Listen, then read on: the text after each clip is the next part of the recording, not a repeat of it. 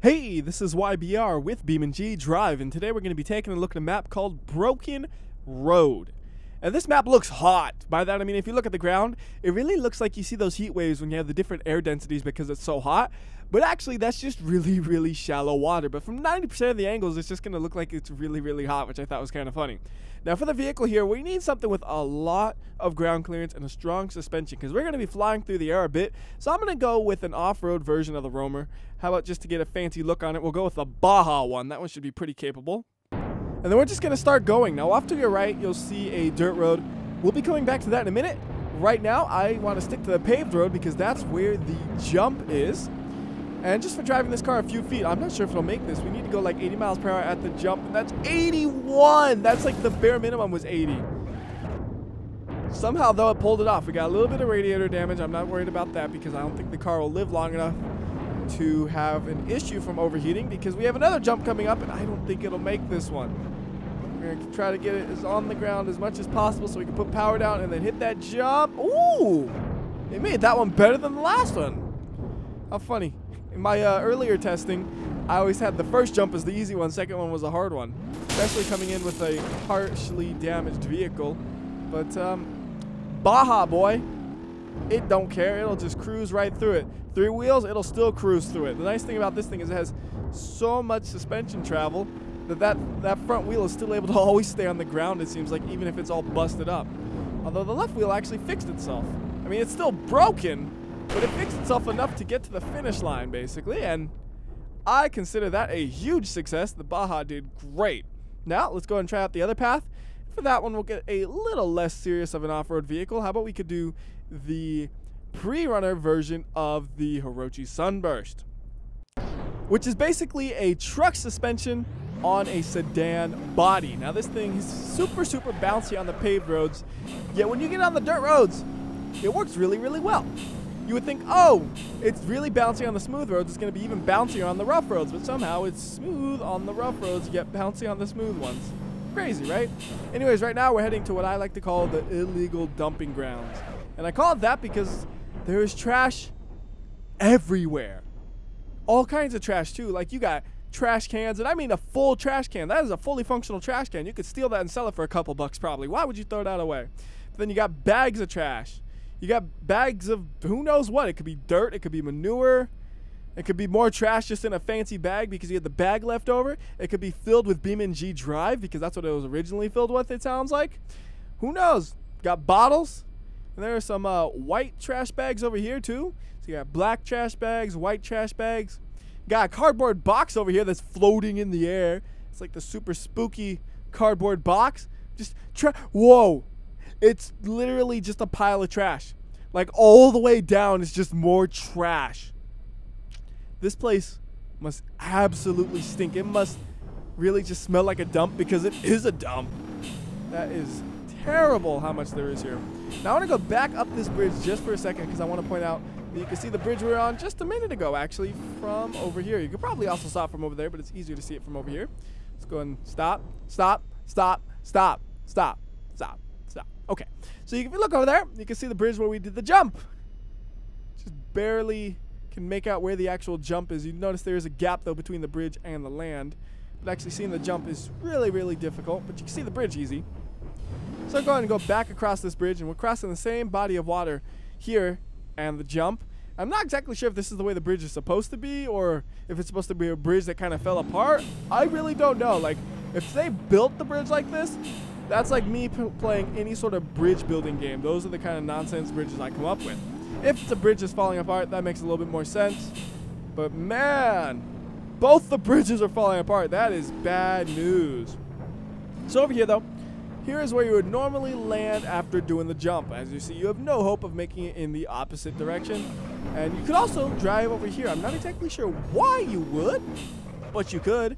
And you could drive back through the trash zone again and then go back to spawn. But we're going to keep heading on this way. Now over here, it looks like there's like a little hole you could sneak through, but you can't. There's an invisible wall right there, which is what I just bumped into. So we're not going to do that. And if we did sneak our way by, which I've done, there's really nothing of interest over there. So we're going to just climb this hill. A little bit of a struggle, but Got all-wheel drive and big fat tires that'll just dig in. Doesn't make it too bad of an issue, even though I came at a really low speed and a really bad angle. So over here we have the other jump. And again, we have a real easy cop-out right here. Just a fully functional bridge that I am certain is in good condition. Now, why would you have two bridges like this, and why is the other one so tall, and all these questions you'll never get an answer for. Probably just to have some fun, you know, like let's make a crazy bridge that you have to jump onto just cause.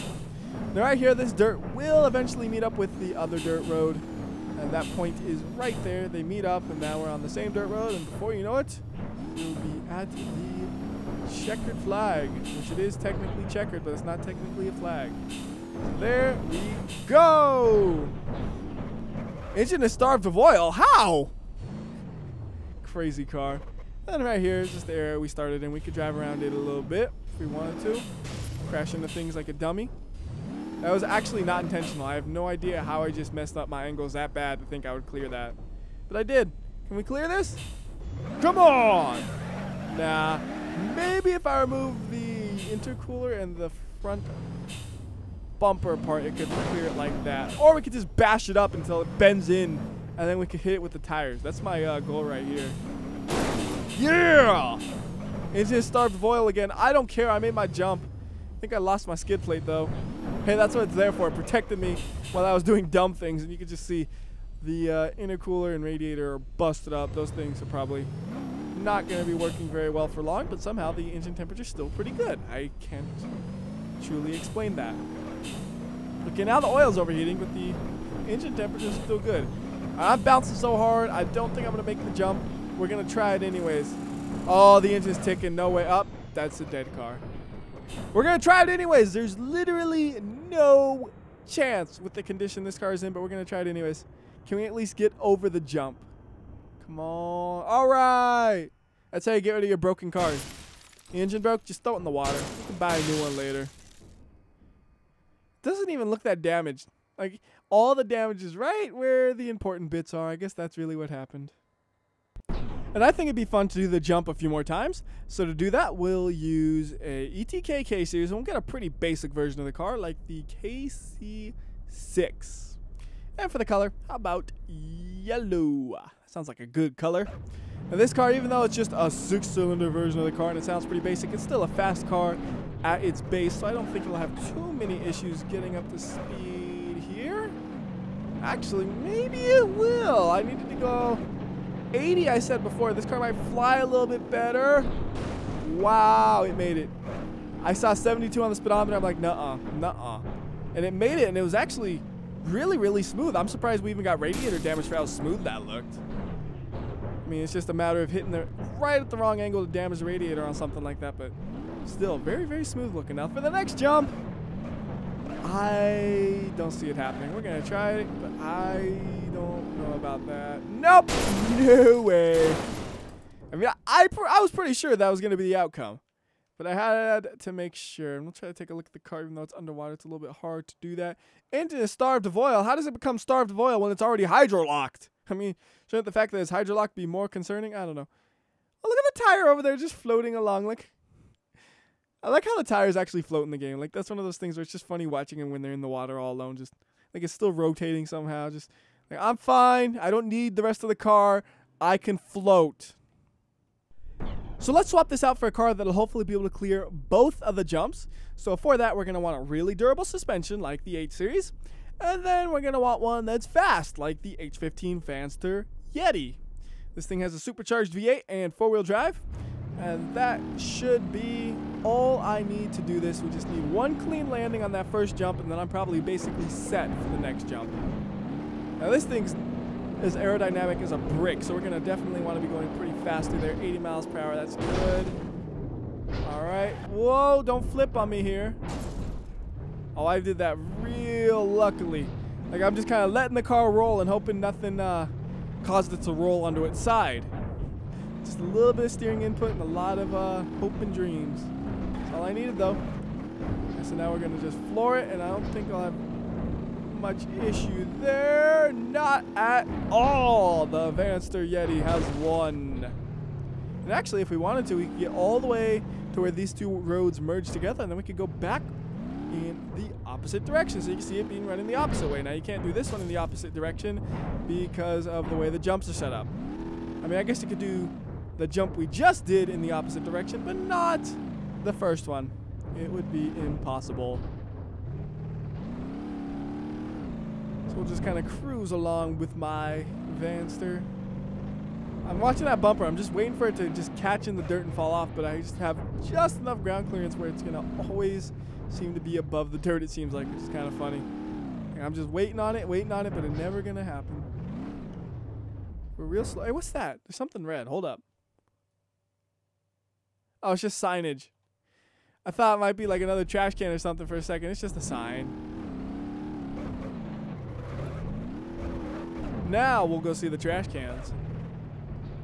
Is that really red one? Another trash can that's just really, really red? Oh, that's the lid with the sun hitting it right in the corner. So it looks super red. How funny. Anyways, opposite direction. Don't bounce on me. Oh, that's not good. We could keep driving this totally. Oh, now the other tire's popped. It actually doesn't really make it much worse. It might even make it better because now both the tires are so beat up, it drives a little bit straighter.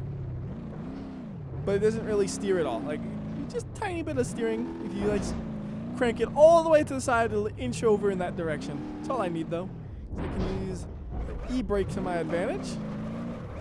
And there we go, right to the finish. Or the start, whatever you want to call it. And right into that wall, engine damage, not driving at all. So here we could just real quickly do the first jump in reverse, and then we could do the second one in reverse as well, but obviously that's not going to work out. And this one, I'm going to just get a very, very appropriate vehicle. We're going to go the D15 Extended Cab Baja. Actually, you know what? The T-Rex.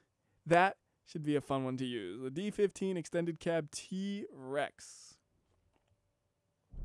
Which is basically kind of like a Ford Raptor version of the D-Series. That's what I like to think of it as. So you want to go left at the split. I gotta remember that because if I forget and go the wrong way, that would be so embarrassing. That's the split. That's the split. Oh, it came up kind of fast. Like I almost didn't even see the left side. If I was looking in the wrong direction, I wouldn't have saw it. All right, coming up to my jump. Go nice and slow. Uh-oh. Okay, see, I've never done this before. I didn't realize that there was that. There's a big old lip that is not exactly... That's not exactly clearable with a regular truck. We would need like a monster truck to get over that, so we'll just do that, and there we go. Nice and smooth right there. Now, I mentioned earlier about the tree and going around it. You can actually see where the road goes towards that tree with the invisible wall. That's right there. I could actually just sneak my way through these trees, maybe, and go over there. Okay, really? That broke the wheel axle? Whatever. There we go. There's the other side of that. And then we'll just go ahead and try to dump this thing into the water to finish things up. This car has a broken wheel axle. It's useless to me. Goodbye, and until next time, this has been WhyBeAre. I'll see ya.